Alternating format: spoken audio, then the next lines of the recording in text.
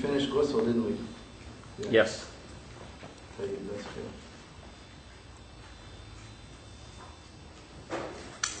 Yeah, that's good.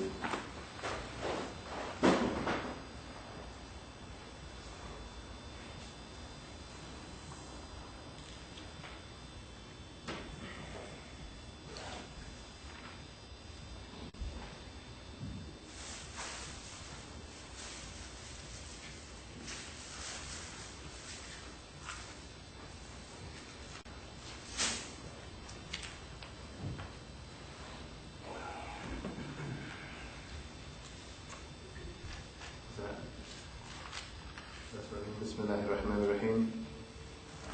Alhamdulillahi Rabbil Alameen. Hamdan yuafi ni'amahu wa yukafi mazida. Wa sallallahu wa sallama ala Sayyidina Muhammad wa ala alihi wa sahbihi wa tabi'ina lahum bi ihsanin ila yawm ad-din wa alayna ma'ahum wa fihim bi rahmatika ya arhamar rahimin.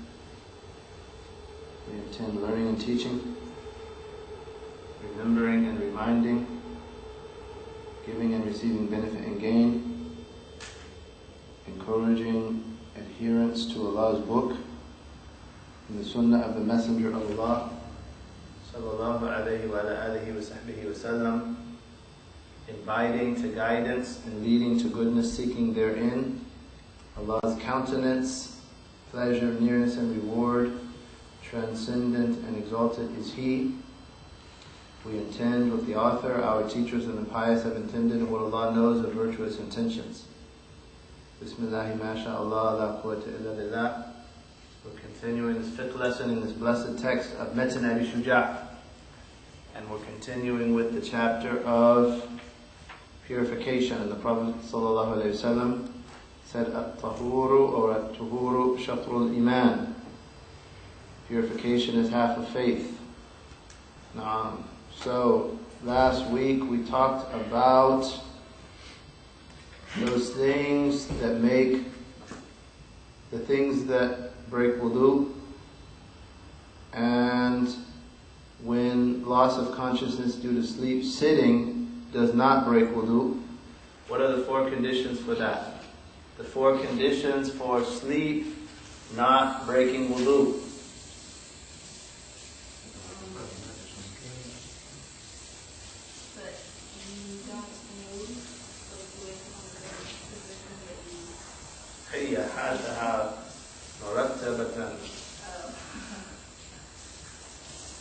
What are the conditions for sleep not breaking wudu? That you're firmly seated. Yeah, that you're in moderate build. That you wake up in the same position in which you slept. That you're of moderate build, not being too skinny and not being too obese. And the fourth?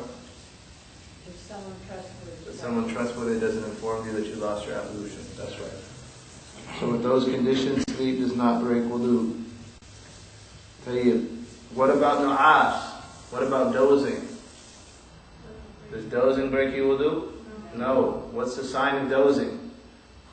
It's that you can hear people around you, things that's going on around you. Right. If you drop something, you're conscious of it. MashaAllah. But you hear what's going on around you, that you're conscious, though you can't respond. You can't respond. That's what the Shafii is defining it. There you go. That you're conscious. I've not heard that mentioned in the books that you drop something and you're conscious of it, but that appears to be the case though. Because sometimes I drop my dhikr when I'm dozing, you know I dropped them. No. What if they doubt? What's the sign of sleep? If you dream. If you see a dream. If you see a dream, you sleep. And what if you doubt? Whatever, you're not sure if you dozed or you slept. Certainty is not removed by doubt. So you're certain you had wudu and you doubt breaking it. So the certainty of wudu is not removed by the doubt of breaking it. Naam. La ilaha illallah. Naam. Who are the mahrams due to being in-laws? Who are the mahrams for a man due to being in-laws? Just 18. There's 18, but 4 are due to being in-laws. His mother-in-law? His daughter-in-law?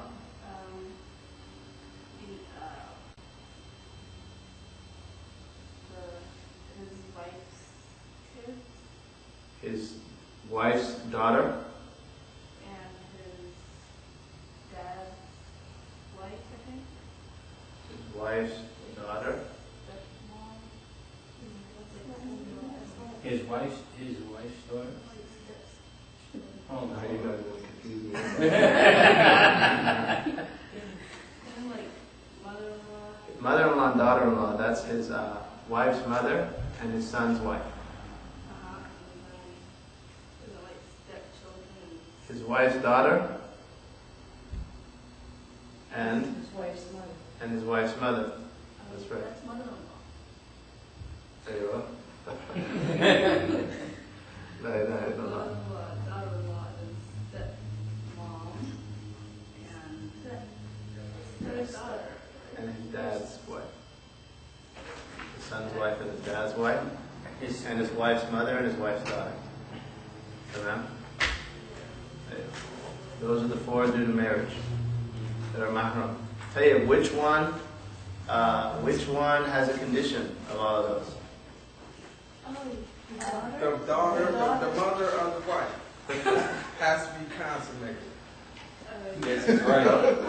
Oh, that's not right. The wife's daughter. The wife's daughter. If the marriage has been consummated with the mother. With the mother. Yeah.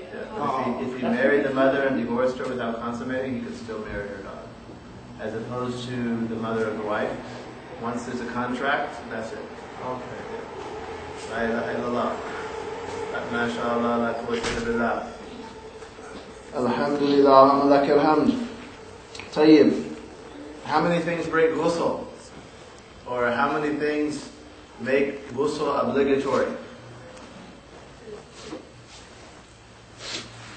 I don't know, is it? Hey, ya talabatul ilm. It is 6. 6 things make ghusl obligatory. What are those 6? The fluid coming out from. There you go. Khalas, that's enough. Yeah. Then if you have cohabitation with Cohabitation, the action of sexual fluid. If a woman had bleeding after childbirth. Postnatal bleeding. If she had menses. Menstruation. How many is that? That's 4. Childbirth Death. and death. So 3 are specific to women. Menstruation, postnatal bleeding, and birth. And 3 are shared between men and women. And those are the first 3. And Allah knows best. So those things make ghusl obligatory when one needs to pray.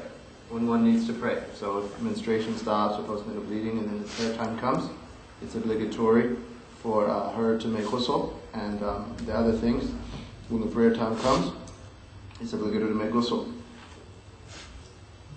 So here the author, Allah yarhamuhu, is mentioning ghusl. And he says, فَصْلٌ فَرَائِدُ الْغُسْلِ ثَلَاثَةُ أَشْيَاء النِّيَّةُ وَإِزَالَةُ النَّجَاسَةِ إِنْ كَانَتْ عَلَى بَدَنِهِ وَإِيصَالُ الْمَاءِ إِلَى جَمِيعِ الشَّعْرِ وَالْبَشَرَةِ. So our translator, Allah preserve him and benefit us and the Muslims by him, says, this is 1.6.3 obligatory actions of the purifying bath. He calls it purificatory bath, but I like to call it purifying bath.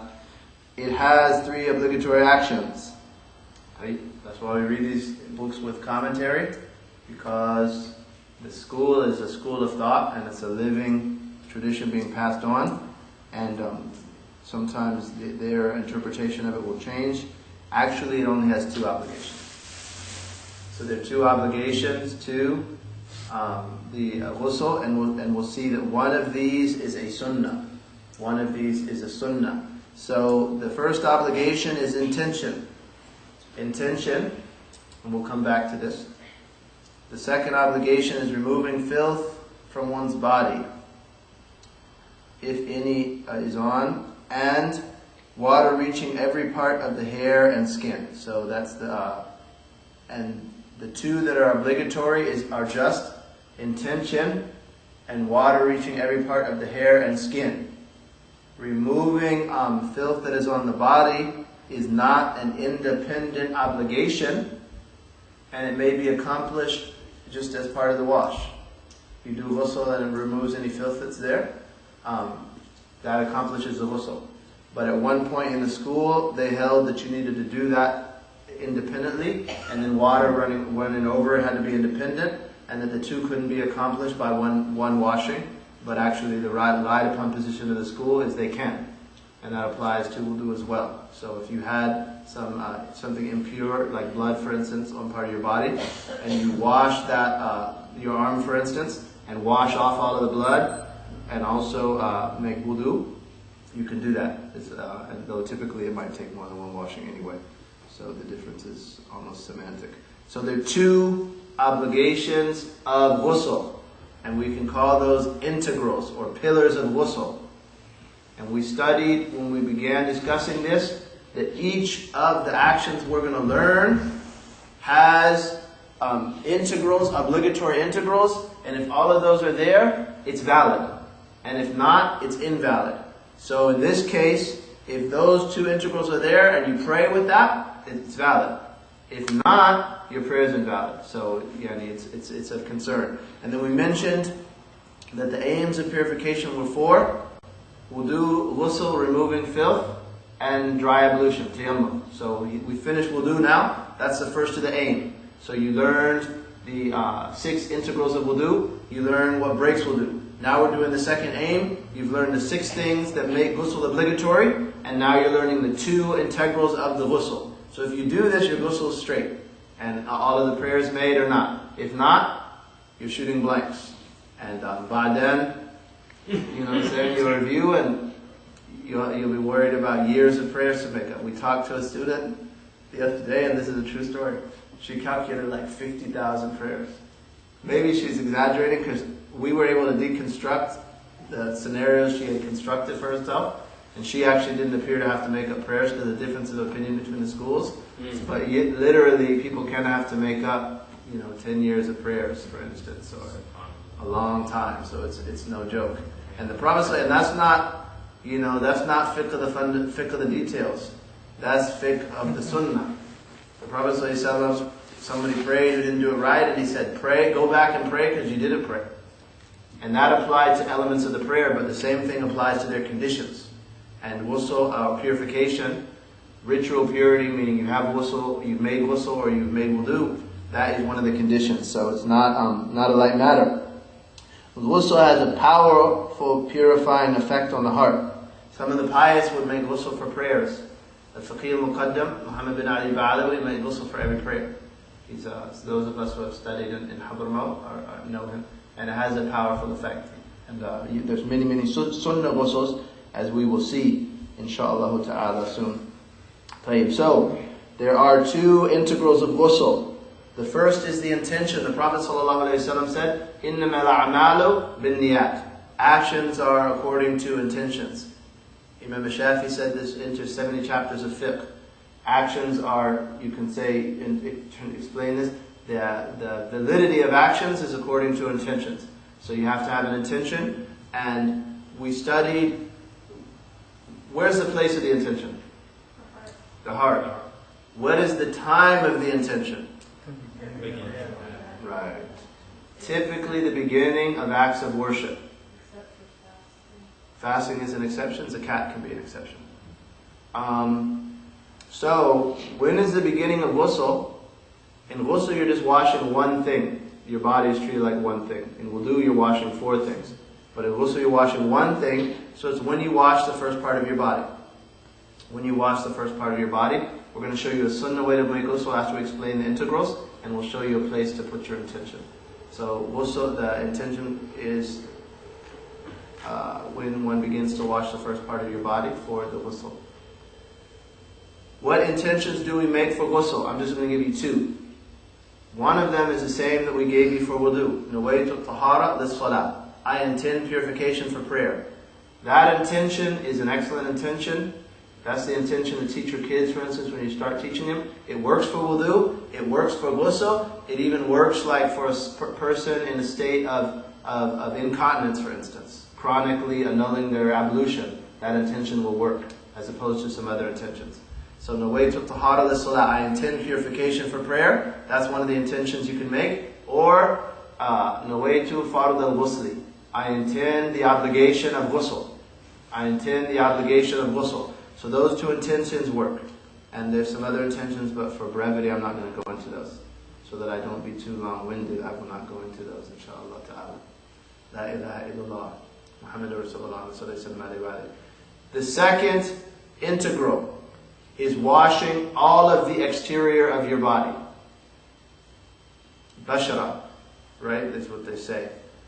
Washing all of your skin, all of your hair, and all of your nails. Exterior as opposed to interior. What you see of your ears is exterior. So a good way to wash it is like take a handful of water and go like that, because then you don't get water very deep into your ears and cause an ear infection or something. So just wash like that.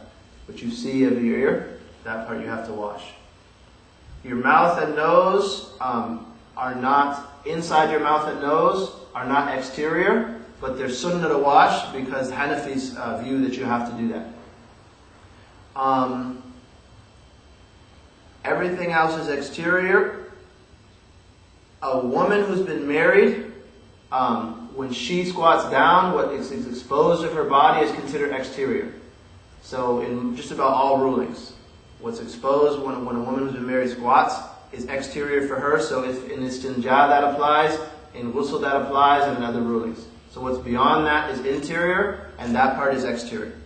So one has to, with an intention, wash everything that is exterior, and if those two integrals are there, ghusl is valid. So if, for instance, you sit in a bathtub and say, nawaytu tahara lis-salah, I intend purification for prayer, and you're sitting down, right? My upper body's out of the water. And then I lay down and my feet stick up after that. Once I've got my whole body submersed at some point, I've made ghusl on the Shafii school, and then you can step out of the tub and just go pray. Allahu Akbar, and make salah, and your prayer is valid. Because ghusl also accomplishes wudu, provided you don't break the wudu during the ghusl. If you do, then you have to remake it. But if you don't break it by doing something that breaks wudu, you have wudu and ghusl. So order is not an issue. We mentioned the order of wudu is not an issue in the case of ghusl. That person, here's a question. Is that water used? When he gets out, it's used. As long as he's in it, it's not used. Allahu Akbar. That is the mind of a faqih. That's it. When he steps out, when he brings his last toe out of the water, it's not used. When he brings his last toe out of the water, until he brings his last toe out of the water, it's not used. But once he's separated from the water, because separation is one of the conditions of water becoming used. Because otherwise, you couldn't wash your body with it. As long as it's moving around on your body, it doesn't become used. And also, he didn't add the condition, but maybe the faqih is going to add it. I thought that the bathtub wasn't enough water. It doesn't have to be enough. If it was enough water, it wouldn't become used. Because you told me that I couldn't make you do in the bathroom. Right, because wudu, there's multiple limbs of wudu, so once it separates from your face and falls in, then it's used. Oh. Yeah.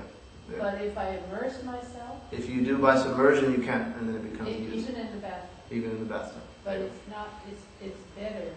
It's better not to. It's better for a couple of reasons. It's not like you're missing a whole bunch of sunnahs. It's makruh, yeah. To miss those sunnahs, yeah. No. So here, if he steps out, and then he breaks his wudu and he's got his foot in it still, he can climb back in and put himself under and intend wudu, and then get out again. And then he have wudu. Right? So that's how that works. Yeah. And how much will the water have to be for it never to become used? Qulatain. What is qulatain? 216 liters approximately. Is that 55 gallons? 216 liters? Yeah, okay. Inshallah. If 55 liters is 206, if 55 gallons is 216 liters approximately, yep. Then if it's over that, it doesn't become used. But in any case, my point is not to do ghusl that way. But It's permissible. It's offensive though through submersion. And with some schools it wouldn't be valid, so it's not particularly cautious to do that. But my point is, as long as those two integrals exist, you have ghusl. As long as you make it a valid intention and cover your whole body with water, you have ghusl. And then we're going to mention it with its sunnahs. So first, we're going to look at what Sahib al-Sunnah says about his ghusl, and then we're going to come back and study some of the details of the sunnah. Bukhari and Muslim relate from Aisha radiallahu ta'ala anha. Sayyidatun Aisha bint Abi Bakr as-Siddiq, the hadith master Ibn Hajar al-Asfahani, says a quarter of the rulings of the Islam and the adab of Islam are traced back to Aisha radiallahu anha.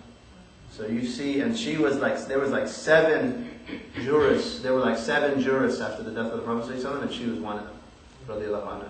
And a jurist at that point meant someone who did ijtihad mutlaq, like, you know what I'm saying, was above what would be like the level of a constitutional justice or something like that. So, radiallahu ta'ala anha wa ardaha. So she narrated, أن النبي صلى الله عليه وسلم كان إذا اغتسل من الجنابة بدأ بغسل يديه. She narrated that when the Prophet ﷺ would wash, make ghusl due to major ritual impurity from intimacy, he would start and then wash his hands. And there's saqat min hada. No, saqat. This tradition, this print lost something. And after that, he would wash his private area. And that's what's missing from the city. After that, he would wash his private area. ثُمَّ يَتَوَضَّعَ كَمَا يَتَوَضَّعَ لِلصَّلَاةِ. And then he would perform wudu like he performs wudu for salah. And notice she didn't mention in this tradition leaving his feet. And that's the relied upon position of the Shafii school. Though you'll see traditions where he did leave his feet, and that's also a position in the Shafii school, and that's a position of other schools. But the relied upon position in the Shafii school is to make a full wudu with your feet. ثُمَّ يُدْخِلُ أَصَابِعَهُ فِي الْمَاءِ فَيُخَلِّلُ بِهَا أُصُولَ شَعْرِهِ. And then he would put his fingers in the water and then comb with his wet fingers to the roots of his hair. Sallallahu alayhi wa sallam. ثُمَّ يَصُبُّ عَلَى رَأْسِهِ ثَلَاث غُرَفٍ بِيَدَيْهِ. And then he would pour on his head, sallallahu alayhi wa sallam, with 3 handfuls. ثُمَّ يُفِيدُ الْمَاءَ عَلَى جَلَدِهِ كُلِّهِ. And then he would pour water over all of his skin. So from this we understand that one has to wash all of the exterior of your body. And also if you look at this, that's essentially the sunnahs we're going to show you. You wash your hands, wash the private area, front and back of istinja, then perform wudu, and then pour water over the head and then over the body. We're just going to add some details that one has to pay attention to and mention some details related to the intention, but essentially we'll just do ghusl as the Prophet ﷺ demonstrated. So this author goes on to say, وَسُنَنُهُ, and you can review it in your translation, I'm probably not going to read it. وَسُنَنُهُ خَمْسَةُ أَشْيَاء. And its sunnahs are 5 things. And this author likes to mention things like that, saying there's 5 of these, there's 6 of these, there's 3 of these. But it's typically the authors will say the sunnahs are many, these are some of them. Because there are many, many sunnahs. Some of them counted in the sunnahs of salah up to 1,000. 1,000 sunnahs of salah. There's many more sunnahs of ghusl that you can do. Saying Bismillah. So that's the first sunnah. Saying Bismillah.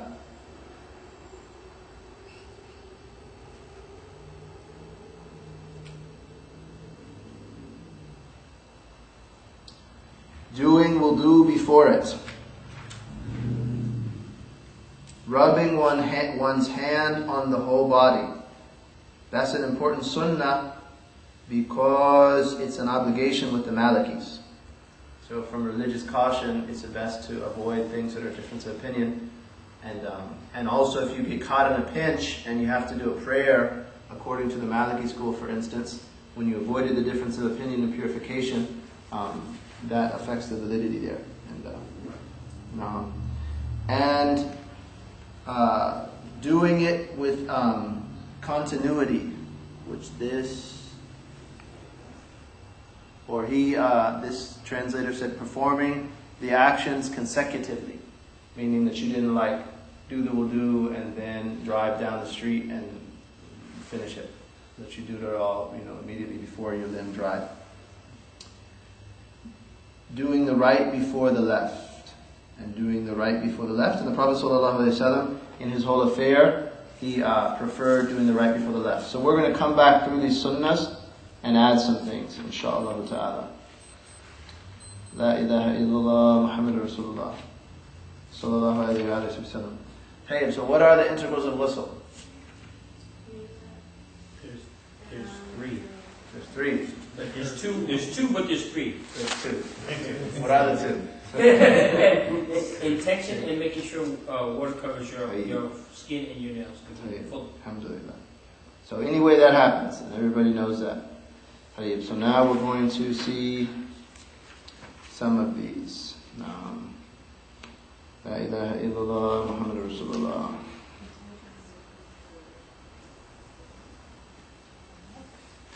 Could you repeat those three? There's just two. Two. You look at this text and it'll say three. That's due to a difference of opinion in the school. Removing filth is not one of the integrals. As long as you can wash it off as part of the ghusl, that's enough. Yeah. So some of the jurists viewed that one washing wasn't enough to do both, but that's not the relied upon position. The relied upon position is if you showered and all of the filth was gone, that accomplishes it. So La ilaha illallah Muhammadur Rasulullah Allahumma salli wa sallam alayhi wa ala alihi.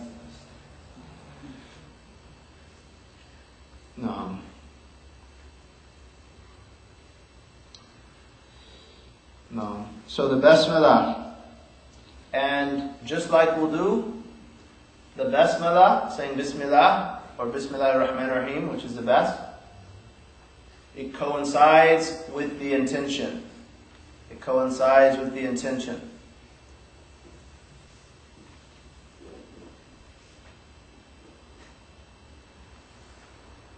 The second is wudu completely. So the way that you would do ghusl with the sunnahs is mentioned in the hadith that he would start by washing his hands. You remember in wudu, we taught you all to intend the sunnahs of wudu prior to the obligatory intention, right? So we said, when washing your hands, intend performing the sunnahs of wudu. We're going to teach you the same thing here, because washing the hands is a sunnah of ghusl, and we want you to be rewarded for doing that sunnah of ghusl, but we don't want you to make the obligatory intention until you wash the area of istinja, for a detail that will prevent you from having to remake wudu. So, start the ghusl and say, I intend to perform the sunnahs of ghusl, and then while washing your hands, say Bismillahir Rahmanir Rahim and wash your hands 3 times. If you're in the shower and there's a curtain, that's not a place that's designed to relieve yourself. So as long as it doesn't become habitually that place, then you can do dhikr there. So Bismillahir Rahmanir Rahim, you wash your hands 3 times. And then you wash the area of istinja, front and back, with the intention of purification for prayer, or the intention of performing an obligatory ghusl. Right? So there's folds in one's body, so one uses one's hand to make sure to rub that area and get water to all of that area, which would break your wudu, but you've done it before you made wudu, so it's not an issue. Okay, and then it's sunnah at that point to remove any filth or dirt that's on your body. So you notice that we said that middle obligation in the text is actually a sunnah. And it is sunnah to give a separate removal for any filth that's on your body, or just By filth we mean najasa, which we're going to study, things that would make your prayer invalid. So anything like that, or anything pure, that you just get any dirt that's on your body at that point. Then you perform a complete wudu, like the wudu of prayer, with all of the sunnahs, and the same intention. Right? So you're going to start Bismillahir Rahmanir Rahim, you're going to do the siwak. Siwak is incidentally also a sunnah of ghusl. So you could do siwak, one siwak, if you love siwak and you want to do a siwak for ghusl before the hands, and then do another siwak during wudu, you could do that. And Allah knows best. If not, doing the siwak as part of the wudu with the intention of the siwak for wudu and ghusl. Allah is not stingy, subhanahu. So then you do a complete wudu. Then after that,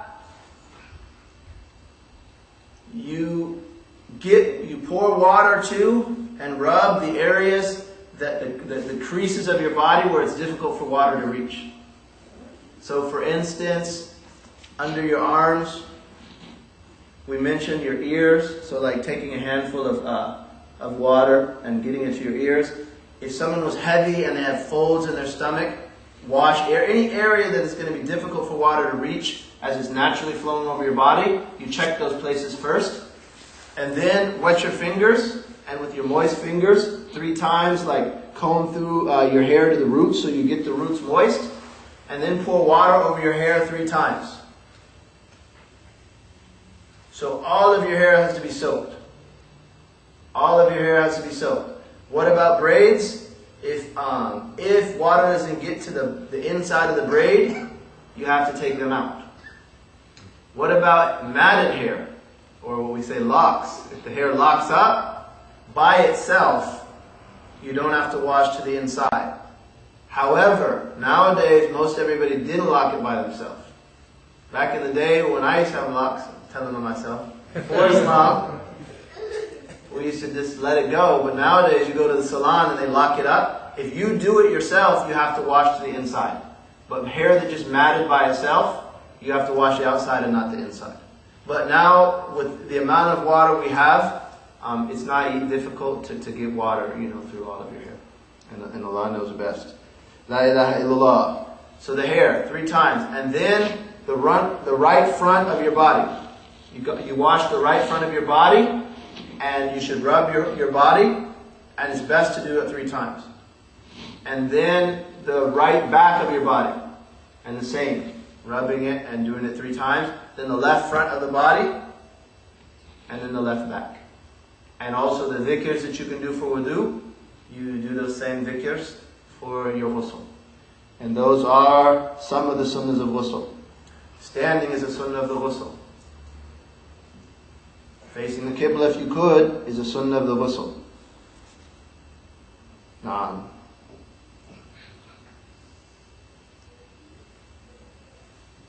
La ilaha illallah. Are there any questions on that before we move on?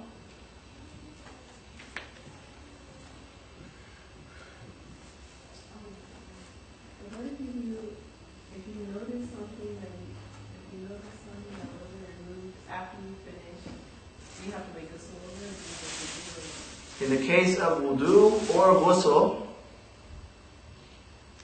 a barrier on your skin, not blocking water from reaching the skin under it, is a condition. So your skin can't have anything on it that prevents water from getting to the skin. If you find that after, you have to wash that spot and what comes after it in wudu. Because order is a condition in wudu. In the case of ghusl, you just have to wash that spot. So say after you make ghusl, you find a band-aid stuck to your foot, and it was there before ghusl. You know what it was. Then all you have to do is remove that band-aid and wash your foot again. Same thing, paint. Fingernail polish and all that. Fingernail polish, forget it. That's manakir. It's one of the worst of bad things, so we've already told people to leave fingernail polish alone. Alhamdulillah. La ilaha illallah. Manakir is the word they use for fingernails, having nails in Arabic, because they took it from French, manicure. But manakir is a plural of munkar. And munkar is an amr bil ma'ruf wa nahi an munkar, commanding the good and forbidding the wrong. So Manakir is from Ashad al-Manakir, from the worst of munkars, if it ruins your salah. Now, so those are some sunnahs of ghusl. We're going to read through this next section quickly, inshallah. And this just shows you some of the sunnah ghusls. Actually, there's a point there, an issue. We mentioned that the emission of any sexual fluid breaks ghusl, makes ghusl obligatory. So it's sunnah for the person to relieve themselves prior to making ghusl, so that nothing else comes out and then makes them have to make ghusl again. That's a sunnah of ghusl that people should pay attention to. That's a little bit tough in the Shafii school. And also, if you do that ghusl should be valid in both the Hanafi and the Maliki schools, even if something did come out, because after relieving yourself in those schools, it doesn't matter if it still comes out. So that will give you a little more ease there. And that's a tough question for ladies, for reasons that they can review in Reliance of the Traveler. So in terms of the way they schedule their ghusl, they might want to take that into consideration. La ilaha illallah. There's some detail there that can be reviewed in Reliance of the Traveler. La ilaha illallah. So then the author goes on to say, وَالْإِقْتِصَالَاتِ الْمَسْنُونَةِ سَبْعَةَ عَشَرَ غُسْلًا. He said, and the sunnah ghusls are 17. And actually there are more, but he's going to mention some of them. So there's many times where it's sunnah to make ghusl. The ghusl of Jumu'ah. The ghusl of Jumu'ah. That's a very important one. There's a difference of opinion about its obligation. It's for someone who wants to intend the Jumu'ah prayer, as opposed to Eid. The Eid ghusl is for the day. The Jumu'ah ghusl is for someone who wants to attend the prayer. The time of the Jumu'ah ghusl is from Fajr on. From Fajr on. And one can just intend purification for prayer. That works. Or one can intend the sunnah ghusl of Jumu'ah.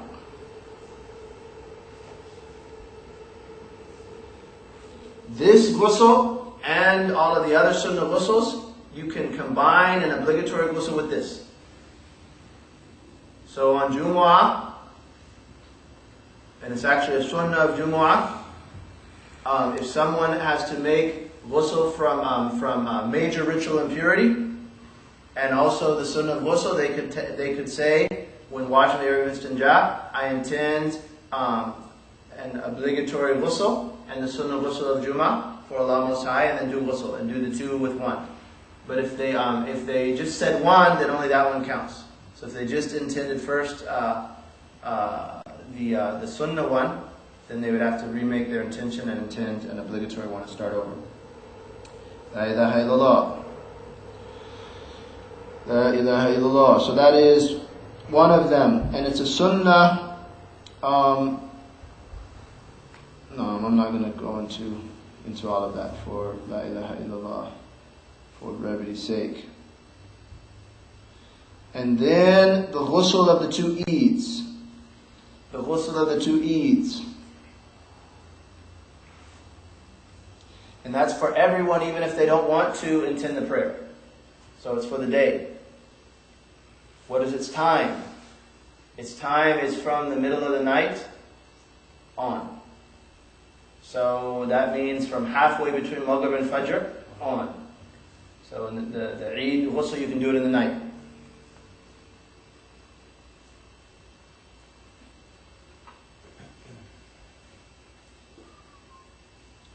The fourth is the ghusl of the prayer of seeking rain, the ghusl of the rain prayer.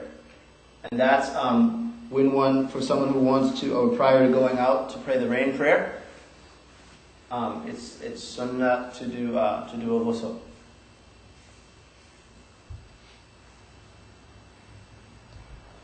And the next is the ghusl of the lunar eclipse prayer, and also that of the solar eclipse prayer. We'll study those prayers if Allah blesses our time, inshallah, or maybe online or something. La ilaha illallah. The ghusl for someone who has done ghusl of a dead person. The ghusl for washing the dead. That is the most confirmed of the sunnah ghusls because of the strong difference of opinion about it being obligatory.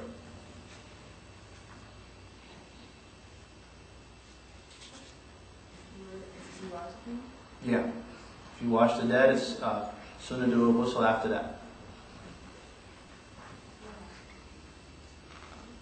And also, the ghusl of a kafir when they embrace Islam.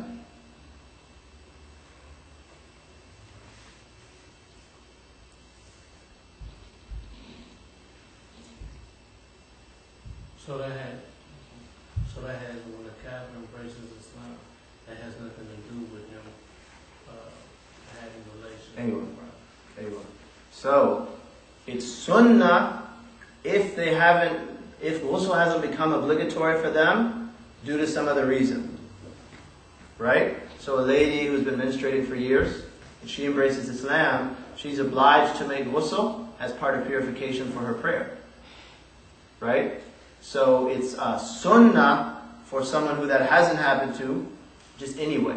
Like a youngster who embraces Islam, prior to having any of the causes of ghusl, that person, it's sunnah for them to do a ghusl. But if someone has had relations or menstruation or whatever, it's obligatory for them to do a ghusl before they pray according to the soundest position.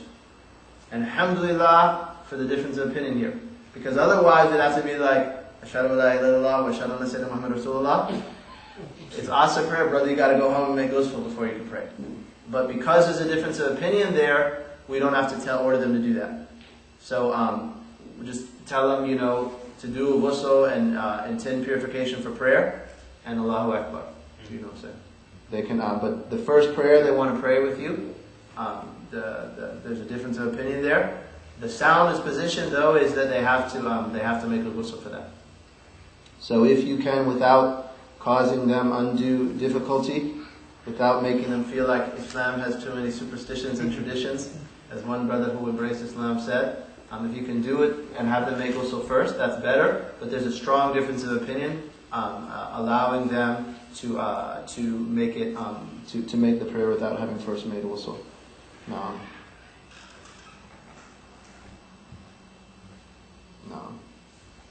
La ilaha illallah.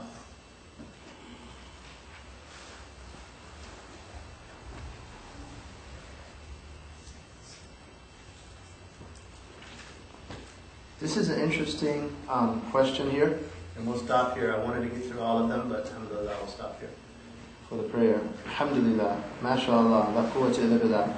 So, actually, we know that Islam is a condition for the intention.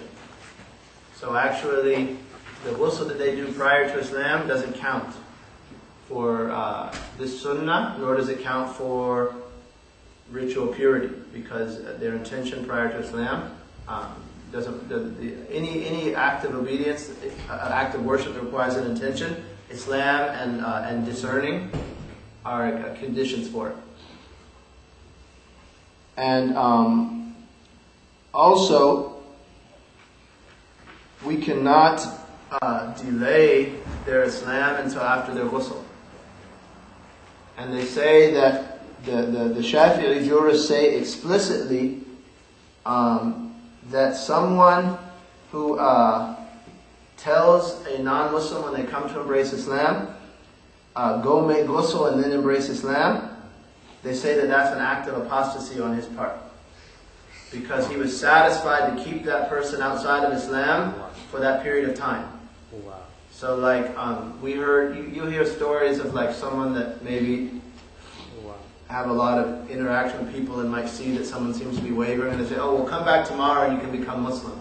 That's actually a mistake. That's a mistake. And say, oh, well, wait till Jummah so more people can witness your Shahada. Wait from Wednesday till Jummah, and what you're doing is you're saying, remain in a state of not acknowledging Allah's oneness and the Messenger of the Prophet ﷺ between Wednesday and Friday, which is like kufr, because why should we be satisfied with anyone remaining in that state? So that's a big error. And then the other thing is people really die. You know, like we all probably, maybe those of us who have been in Oakland for a while, we know a brother that he embraced Islam and he got shot that night. And we buried him. You know, and the brother told him, you never know when you're going to die, so hurry up and embrace Islam. You know, so you say, okay, well, you know, this is Wednesday night class, but come to Jummah so a lot of people can see your shahada, and so you're sure about it, and they get in an auto accident, you know, they died without their shahada because of you. You know, so that's an issue. They can say it alone, and they've taken shahada.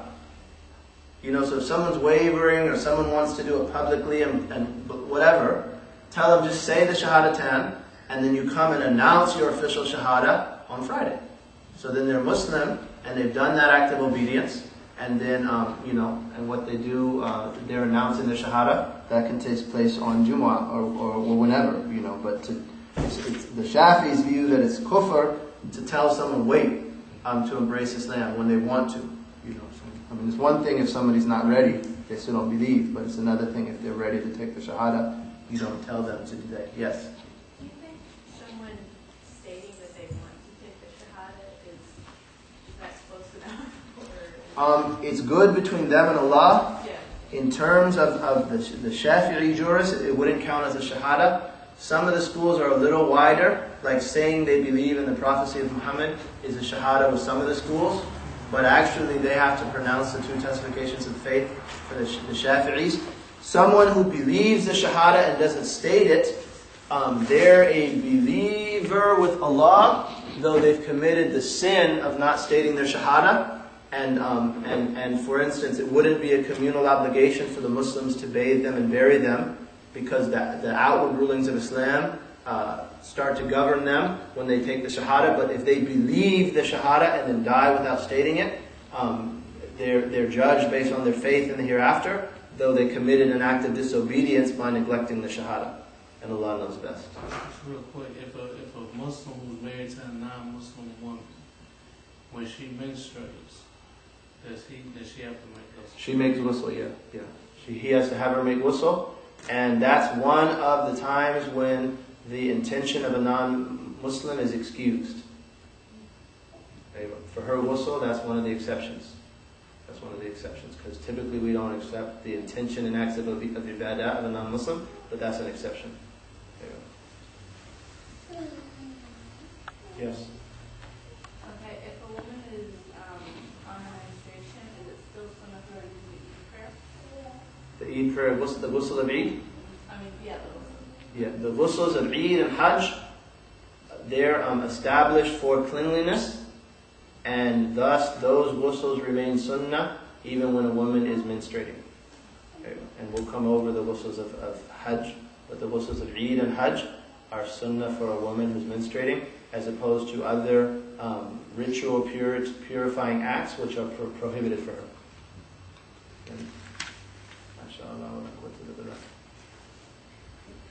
And Allah knows best. Please recite Fatiha, seeking from Allah sincere, accepted words, beneficial knowledge, with teaching, dividing, and guidance, and Allah give happiness thereby to the heart of the Prophet.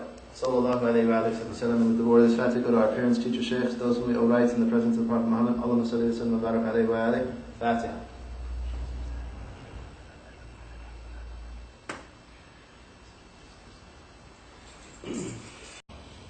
Now, who are the mahrams due to being in-laws? Who are the mahrams for a man due to being in-laws? There's 18, but 4 are due to being in-laws. His mother-in-law, his daughter-in-law,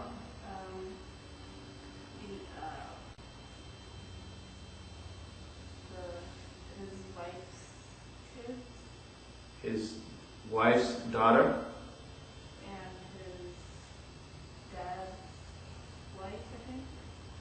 his wife's daughter, His wife's daughter.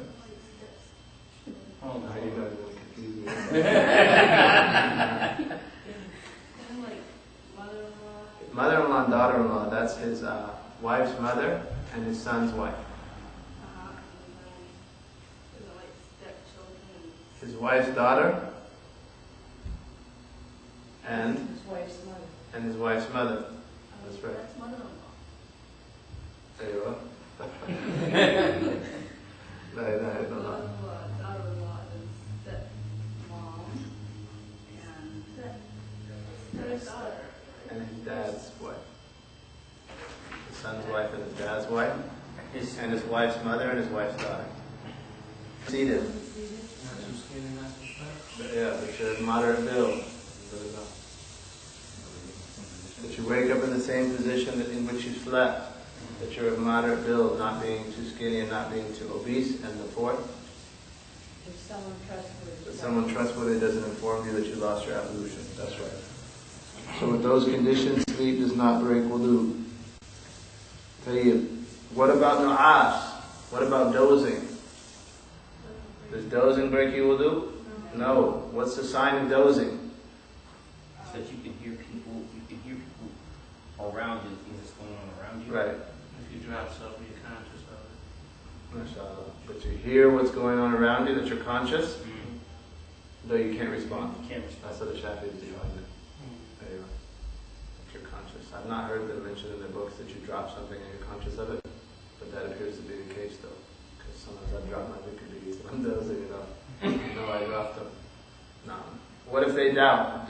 What's the sign of sleep? If you dream. If you see a dream. If you see a dream, you sleep. And what if you doubt? What if you're not sure if you dozed or you slept? Certainty is not removed by doubt. So you're certain you had wudu and you doubt breaking it.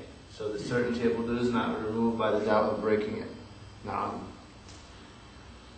La ilaha illallah. Inviting to guidance and leading to goodness, seeking therein.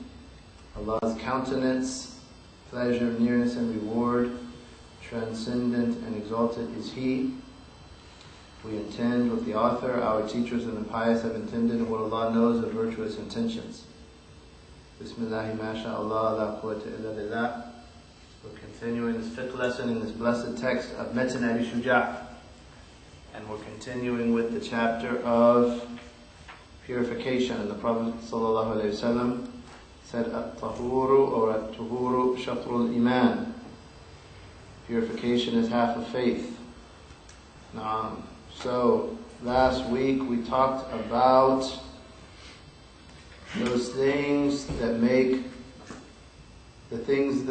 break wudu, and when loss of consciousness due to sleep, sitting does not break wudu. What are the four conditions for that?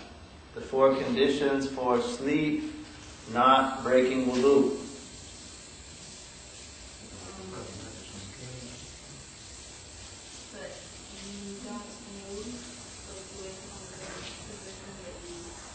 هي حالتها مرتبة. What are the conditions for sleep not breaking wudu? It should firmly finish ghusl, didn't we? Yeah. Yes. That's good.